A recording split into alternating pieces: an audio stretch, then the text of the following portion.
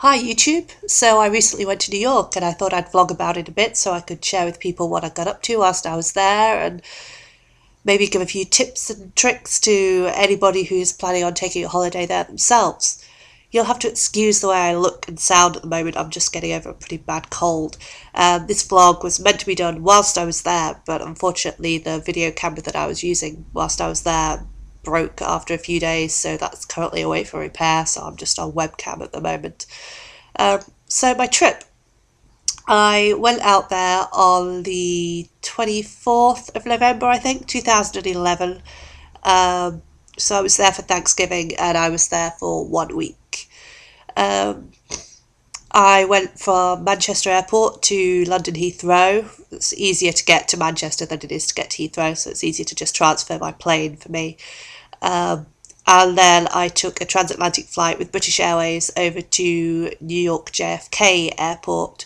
Flight itself wasn't bad. I've got nothing particularly bad to say about British Airways. I prefer flying with American Airlines. My personal experience is that American Airlines give you a better flight. They look after you a little bit better. They give you a bit more of a polished service. But there was nothing wrong with the BA flight. Certainly the in-flight entertainment was very good. I had plenty to choose from for comedies and documentaries and dramas and films. And it was all on demand, so that was really cool. Good for spending 8 hours stuck in a metal tube.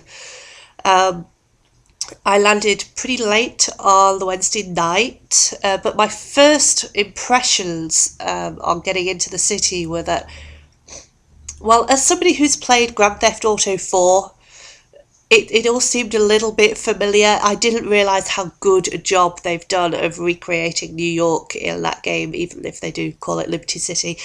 Um, my transfer driver took us through Times Square to get everybody over to their hotels, and the moment we hit Times Square, it's just like the bit where you first hit the same area in Grand Theft Auto. It was a little bit weird, actually.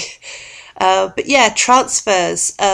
If you're flying into New York, then I have been told that you can get a taxi into the city from JFK Airport for a set fee of about $45. But I got a shared transfer coach, which I booked beforehand, and that was $8 for one trip, and then it was $8 for my return as well.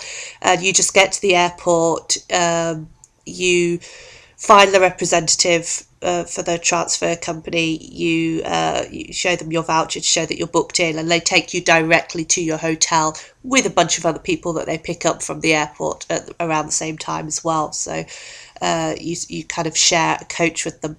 It's good. It's better than taking a taxi, I think, 'cause it's a lot cheaper. If you haven't got a lot of luggage and your party isn't particularly large, then definitely I would recommend that.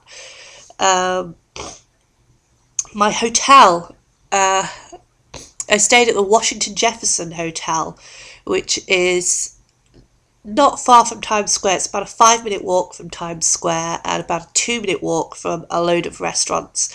I'd really recommend it. It does have some negative reviews on the internet, but that's mainly related to the fact that the rooms in there are pretty small. The hotel itself, let me talk about the good points first. Even though it is only a 5 minute walk from Times Square, if that, it's actually on quite a quiet street. Um, so you don't get a lot of traffic sound all night. The staff in there are really, really friendly, really helpful. There is no room service, but they do provide you with a menu for a nearby cafe that's open many hours a day, and they have no problem with you taking any kind of food or takeout back into your room. Um, they've got a gym, they've got their restaurant is a sushi restaurant, which I believe is run by the guy who owns the hotel.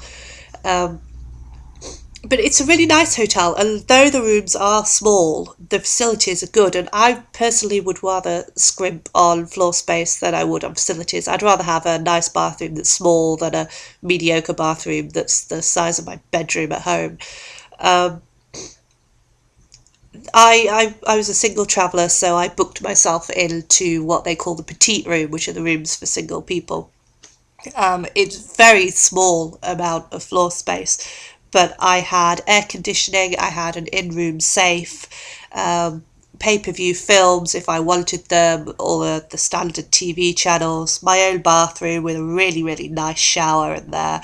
The bed, if you are a very tall person and you're planning on staying in one of their petite rooms, you might struggle with the bed a little bit. I'm 5'9", and I was okay in there with my legs a little bit bent up, which is how I sleep anyway, so I was fine with that. But if you're like 6'2" and you always like to sleep really spread out, you'll probably find the bed a little bit small. But scrimping on floor space allows them to charge a lot less than other hotels in the area, so it's relatively cheap for a New York hotel, and certainly for one with such nice facilities in such a fantastic location. So I personally would really recommend that hotel.